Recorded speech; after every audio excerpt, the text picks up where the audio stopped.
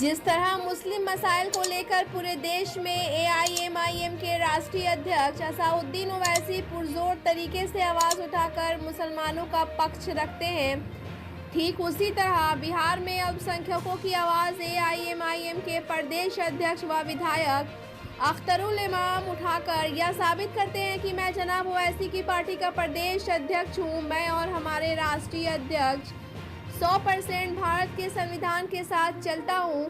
संविधान यह कहता है कि देश के तमाम लोग समान रूप से हैं। बिना संविधान के हम लोग एक पल भी आगे नहीं चल सकते, ऐसा हम लोगों को विश्वास है। बिहार में होने वाली विपक्ष की बैठक में जुटे पार्टी के तमाम नेताओं की सोच अल्पसंख्यकों के विरुद्ध माना जा सकता है, क्योंकि विपक्ष की बैठक में वैसे मुस्लिम नेताओं को नहीं बुलाया गया जो डंके की चोट पर लोकसभा और राज्यसभा में अल्पसंख्यकों की आवाज़ उठाकर देश ही नहीं बल्कि विदेशों में भी अपनी पहचान बना चुके हैं। विपक्ष की बैठक के बाद आज एआईएमआईएम के प्रदेश अध्यक्ष व विधायक अख्तरुल इमाम प्रेस कॉन्फ्रेंस कर विपक्ष पर खूब बरसते हुए कहा कि यह कैसा गठबंधन बन रहा है जिसमें अल्पसंख्यकों का प्रतिनिधित्व ही नहीं था। उन्होंने कहा कि मुस्लिम, दलित, सिख, ईसाई सभी लोगों को नदारद किया गया। देश के लोग जानते हैं कि एआईएमआईएम के ओवैसी एआईयूडीएफ के बदरुद्दीन अजमल और इंडियन यूनियन मुस्लिम लीग की नुमाइंदगी को नजरअंदाज कर यह साबित किया है कि हम लोगों को मुसलमानों की जरूरत नहीं है। प्रदेश अध्यक्ष ने कहा कि क्या ये लोग पूरे देश में मुस्लिम मुक्त गठबंधन बनाना चाहते हैं जिसमें मुसलमानों का कोई नुमाइंदगी नहीं होगी। कितनी शर्म की बात है कि बैठक की मेजबानी बिहार कर रहा था, लेकिन अफसोस इस बात का है कि राज्य के किसी भी मुस्लिम नेता को बैठक में शामिल होने की इजाज़त नहीं थी। मुसलमानों के वोट से अपनी राजनीति चमकाने वाले सभी स्टेट से जुटे पार्टी के नेताओं ने मुसलमानों के साथ ऐसा सोच क्यों रखते हैं, यह एक बड़ा सवाल पूरे देश के लोगों के बीच घूम रहा है। उन्होंने कहा कि हमारे नेता ओवैसी देश के हर वर्ग के लोगों की आवाज़ उठाकर यह साबित कर चुके हैं कि मैं सभी देशवासियों के साथ कंधे से कंधा मिलाकर चलना चाहता हूँ। मगर विपक्ष द्वारा की गई बैठक की नीयत से साफ उजागर हो चुका है कि उनका मंशा मुसलमानों के प्रति क्या है। उन्होंने विपक्ष के लोगों को जताया है कि यदि दलितों, मुसलमानों, सिखों और ईसाइयों को नजरअंदाज किया गया तो एआईएमआईएम के नेतृत्व में एक अन्य गठबंधन भी बन सकता है। उन्होंने आगे कहा कि अल्पसंख्यकों में खासकर मुसलमानों के बिना एआईएमआईएम किसी गठबंधन को नहीं मानता। पटना आवास पर उन्होंने प्रेस कॉन्फ्रेंस करते हुए विपक्ष की बैठक पर तीखी प्रतिक्रिया देते हुए कहा कि हम भी चाहते हैं कि भाजपा के विरुद्ध लार्जर अलायंस बनाना चाहिए, लेकिन यह आधा अधूरा है। इस बैठक में ज्यादातर वो लोग थे जिनका रिश्ता बीजेपी के साथ खूब रहा। नीतीश का रिश्ता तो जग जाहिर है, लालू जी तो ऐसे नहीं थे, वो तो माई समीकरण की बात करते थे, लेकिन तेजस्वी का विचारधारा उन पर हावी हो रहा है। बिहार के मुस्लिम लीडर्स को इस बैठक में शामिल नहीं करना मुस्लिमों के खिलाफ साजिश है। ये स्वार्थियों की जमात को हो सकती है, लेकिन देश के मुद्दों पर लड़ने वाला गठबंधन नहीं है।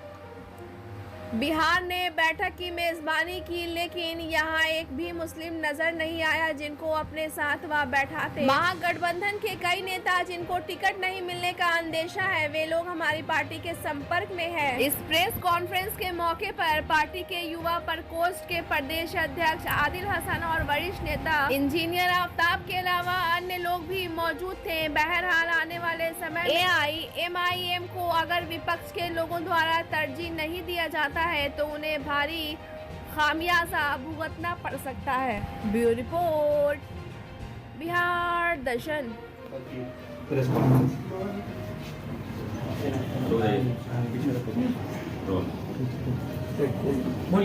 साथियों, देश की जनता इस वक्त चाहती है कि दिल्ली के तख्त पर बीजेपी जैसी नाकारा और तानाशाह पार्टी कायम न रहे और उसको हटाया जाए, और अगर उसको सामने में रखकर कोई लार्जर अलायंस बने तो बनना चाहिए और जरूर बनना चाहिए। कल बिहार ने मेजबानी की है विपक्षी दलों को एकजुट करने की, और एक अच्छा काम है, लेकिन मैं समझता हूं ये आधा अधूरा अमल है। इसमें कई लोगों को नजरअंदाज किया गया है। इसमें बेशतर वो लोग थे जो लोग कहीं ना कहीं से बीजेपी से उनका रिश्ता रहा है। लेकिन सबसे बड़ा सवाल ये है कि 140 करोड़ के इस देश में, जहां तकरीबन 35 करोड़ की अक़लियत की आबादी रहती हो, जहां मुस्लिम अक़लियत एक बड़ी आबादी है, सिखों की आबादी है, ईसाइयों की आबादी है, इन तमाम तर अक़लियत के लोगों को नजरअंदाज किया गया है। मंच पर कहीं भी मुस्लिम माइनॉरिटी की तरफ से कोई रिप्रेजेंटेशन नहीं हो सका, कहीं भी सिखों की तरफ से रिप्रेजेंटेशन नहीं हो सका, न ईसाइयों की तरफ से हुआ है, न दलितों की तरफ से हुआ है। दलितों की सबसे बड़ी नेत्री अगर इस वक्त देश में है तो बहन मायावती है, उनको भी नहीं बुलाया गया है। आप देखेंगे कि पूरे देश में मुसलमानों के मसाइल पर बात करने वाली अगर कोई पार्टी है तो AIMIM है, ये AIUDF है और मुस्लिम लीग है। आप देखेंगे कि मुस्लिम लीग को भी, आसाम की AIUDF को भी और AIMIM को भी इन लोगों ने कहीं से चारा डालने की कोशिश नहीं की है। इससे ये संकेत जाता है कि केंद्र में बैठी हुई सरकार जो अक़लियत मुखालिफ है, ये सरकार भी, ये गठबंधन भी अक़लियतों को नजरअंदाज कर रही है। हैरत तो इस बात पर हुई है कि बिहार ने इस वक्त मेजबानी की और बिहार का कोई एक भी मुस्लिम लीडर, नाम निहाद भी मुस्लिम मंत्री भी था, उसको भी स्टेज में जगह कहीं से भी नहीं दिया गया है। ये लोग कहेंगे कि कश्मीर के लोग आए थे, फारूक अब्दुल्ला आए थे, महबूबा मुफ्ती आई थी, ये पिटे हुए मोहड़े हैं, ये भाजपा के चेहरे हैं, हमको इनसे कोई लेना देना नहीं। और यह बात पूरे तौर पर साबित शुदा है कि पूरे देश के मुस्लिम मसाइल पर कश्मीर के मुसलमानों ने कभी जबान नहीं खोली। और कश्मीर के मुसलमानों को हम देश का हिस्सा जरूर समझते हैं, लेकिन मुसलमानों का नुमाइंदा कभी नहीं समझ सकते। भले ही देश के लोगों को कश्मीर के लोगों से मोहब्बत रही है, लेकिन कश्मीर के मुस्लिम लीडरों ने कभी देश के मुद्दों पर जबान नहीं खोली है। और देश के इस बड़े हिस्से में, यूपी में, बिहार में, आसाम में, वेस्ट बंगाल में, महाराष्ट्र में, जहाँ मुसलमानों की अच्छी खासी नुमाइंदगी है, किसी भी मुस्लिम लीडर को न बुलाया जाना, किसी भी मुस्लिम पार्टी को जगह न देना, मैं समझता हूँ कि ये गठबंधन की चूक नहीं है, दानिशता तौर पर मुसलमानों को नजरअंदाज करने की साजिश है। मुझे तो हैरत तब होती कि सिर्फ नीतीश कुमार ही इसमें अगुवाई करते तो कोई बात नहीं थी। नीतीश जी का रिश्ता बीजेपी से मधुर रहा है, उनका रिश्ता बीजेपी से आज भी है, मोदी से उनको बैर है। लेकिन लालू जी थे, लालू जी ने तो हमेशा माई की सियासत की। लालू जी के रहते हुए माइनॉरिटी के लोगों को इस तरह नजरअंदाज किया गया, ये भी हमारे लिए हैरत की बात थी। हम चाहते हैं कि बीजेपी को हटाने के लिए एक लार्जर अलायंस बने, लेकिन एक ऐसा अलायंस जिसमें माइनॉरिटीज को, दलितों को नजरअंदाज कर दिया जाए, मैं समझता हूं कि देश की जनता को स्वीकार नहीं होगा। फिर इससे तो यही जाहिर होता है कि स्वार्थियों की जमात हो सकती है, देश के आम जनों के हित में लड़ने वाला कोई समूह नहीं हो सकता है। इस बात पर मुझे हैरत भी है, ताज्जुब भी है और MIM इजहार अफसोस भी करता है। यही वजह है कि हम लोगों ने बड़े दर्दमंदी के साथ कहा है कि मुमकिन है ये गठबंधन बने। शायद अगर इस तरह लोगों को नजरअंदाज किया तो फिर दूसरा गठबंधन बनाना मजबूरी भी होगी। और आज यही वजह है कि पूरे बिहार से अक़लियत और दलितों की आवाज उठ रही है कि MIM किशनगंज में आगामी इलेक्शन लड़ने का फैसला कर चुकी है। बिहार के दूसरे हिस्से में भी MIM अपना उम्मीदवार उतारेगी पार्लियामेंट के इलेक्शन में।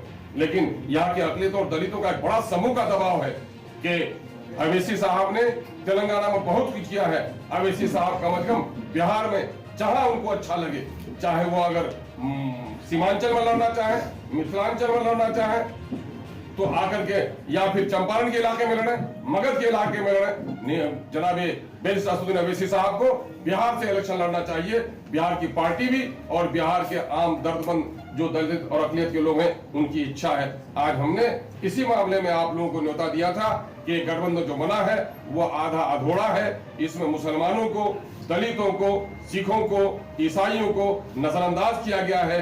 मुस्लिम रिप्रेजेंटेशन कहीं से भी इसमें नहीं दिखा है। इसी दुख के इजहार के लिए नीतीश करते हैं, मायावती में भी यही इल्जाम लगता है, इसलिए आपको नहीं बुलाया गया। हो सकता है आप मुखबिरी करते हैं, जिस तरह जीतन मांझी को उन्होंने इल्जाम लगा के बात किया। मैं कह रहा हूँ ये कोई साजिशी गिरोह है जो मुखबिरी।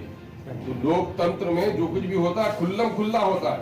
ये इनका इसके माने इनका कोई खुफिया एजेंडा भी, हिडन एजेंडा भी है जिसकी मुखबिरी लोग करते होंगे। ये हिडन एजेंडा क्या है इनका? हिडन एजेंडा तो यही होगा नीतीश कुमार जी का कि किसी तरह से बीजेपी में फिर राह निकाल लो। इनका हिडन एजेंडा तो वही रहा है।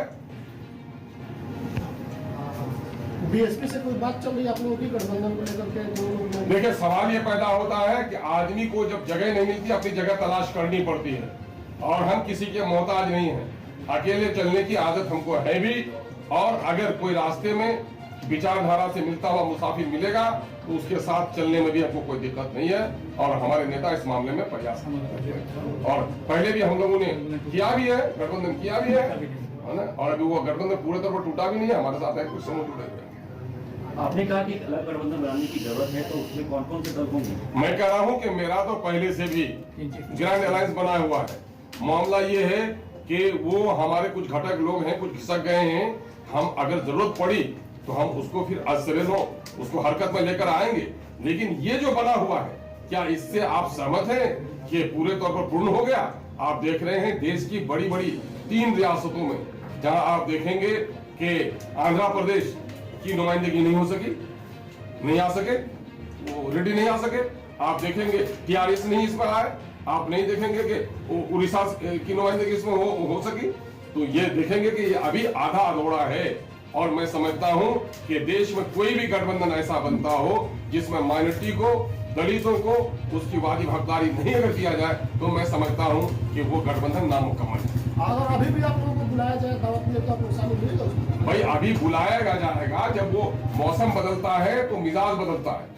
हम ऐसे लालची करो नहीं है कि उनके लिए मुंह उठाए हुए हैं। हमें देश के जनता की हित है कि एक लार्जर अलायंस होना चाहिए, मतलब परस्तों का, मुफाद परस्तों का, नीच स्वार्थियों का नहीं। देश की जनता के लिए बलिदान देने वालों का एक समूह जमा होना चाहिए। अगर विचारधारा मिलेगा, बात बैठकर होगी तो बात आगे बढ़ सकती है। आप करना चाहता हूँ मुस्लिम मुक्त गठबंधन बना? यकीनन मेरी साहब, मेरा इल्जाम ही नहीं, सबूत भी है कि बिहार ने मेजबानी की। बिहार का भी एक मुस्लिम चेहरा कहीं नजर नहीं आया। और पूरे देश के अंदर में मुस्लिम लीडरशिप जिन पार्टियों से वाबस्ता है, चाहे मुस्लिम लीग हो, ऑल इंडिया मजलिस इत्तेहाद मुस्लिमीन हो, या AUIUDF हो, किसी की भी नुमाइंदगी इसमें नहीं हुई है। तो इसके माने ये है कि मुस्लिम मुक्त है, या मुस्लिम विरोधी जो कह लीजिए आप इसे कह सकते हैं। क्रिश्चियन का भी कोई नुमाइंदगी इसमें नहीं हो सकती है। दलितों का एक बड़ा समूह है इसमें, उससे लालू यादव को अपना नेता मानते हैं तो थे। जी, बिहार के मुस्लिम दलित को लालू यादव को नेता मानते हैं तो थे इसमें। कि कब ये सर्टिफिकेट किसी ने दिया? किसने सर्टिफिकेट दे दिया? आपके कहने से ये सर्टिफिकेट मिल जाएगा उनको। हर एक, इसके माने ये है कि 75 सालों के दरमियान में भी दलितों के दरमियान में अपनी लीडरशिप और अपने मुद्दों पर बात करने की सलाहियत पैदा नहीं हुई। ये तो हैरत की बात है। क्या दलित समाज आज भी इतना दबा हुआ है कि उसके दर्द की आवाज भी दूसरा बयान करेगा? आपने ही अभी अब्दुल इमाम जी, एक सवाल ये है, बोल रहे हैं नहीं करते रहे हैं, वो करते रहे हैं। और उसने अपने कार्यकाल में जब EMI की वकालत करते रहे थे तो मुस्लिम चेहरों को भी सामने उसने रखा। लेकिन न जाने आज लालू जी पर कहीं तेजस्वी जी का जो मिजाज है वो कहीं हावी हो गया हो, ये आश्चर्य की बात है। मैंने तो अपने सियासी गुरु के बारे में कहा, यह आश्चर्य की बात है। पहला मौका है कि लालू जी की उपस्थिति में माइनॉरिटी को इस तरह नजरअंदाज कर दिया गया, ये खेदजनक है। क्या अगला जो आप लोग विपक्षी एकता की जो रूपरेखा बना रहे हैं वो धर्म के आधार पर बनाना चाहते हैं? नहीं, बिल्कुल नहीं, धर्म के आधार पर नहीं, धर्म के आधार पर नहीं। मैं कह रहा हूं माइनॉरिटी को एक मौका दिया गया है देश के अंदर में, कमजोर तबके की नुमाइंदगी हो, इनके लिए रिजर्वेशन लाया गया है, SC ST के रिजर्वेशन लाया गया है। चूंकि जो समूह कमजोर है उसके लिए रिजर्वेशन का मौका है संविधान में, और उनको नजरअंदाज कर दिया गया है। और सारे आंकड़े बता रहे हैं कि जिसकी लीडरशिप सामने में नहीं आई है, जिन लोगों की सत्ते में साझेदारी नहीं रही है, वो समूह कमजोर हुआ है। इसलिए ऐसे समूह की नुमाइंदगी होना जरूरी है। मैं इस अंदाज से बात कर रहा हूँ, ये देश बनेगा तो सबके विकास से देश का विकास होगा। खास वर्गों को अगर आप छोड़ देंगे, अगर दुल्हन बहुत ही खूबसूरत हो, टांग उसकी टूटी हुई हो, तो दुल्हन खूबसूरत नहीं कहलाए। प्रधानमंत्री नरेंद्र मोदी ने न्यूयॉर्क में एक मीडिया कर्मी के द्वारा पूछे गए सवाल के जवाब में कहा कि भारत में जाति और धर्म के नाम पर भेदभाव नहीं होता। ये तो झूठ का पुलिंदा है। उनकी पार्टी इस पर फसल करती है, बल्कि यही उनका मूल मंत्र भी है कि तोड़ो और राज करो, धार्मिक उन्माद फैलाओ। और ये है बाहर में जाने के लिए जो अंतर्राष्ट्रीय पैमाना है उसमें अपनी जीत मिटाने के लिए उसने गलत बयानी का सहारा लिया है। बोले सच्चाई ये है कि भारतीय जनता पार्टी ने जब से जन्म लिया है, धार्मिक उन्माद और जाति उन्माद ही उनका सेवा रहा है। मंत्रिमंडल में जाके देख लीजिए, उनकी पार्टियों में जाकर देख लीजिए क्या नुमाइंदगी है माइनॉरिटी के लोगों की। ईमान साहब अभी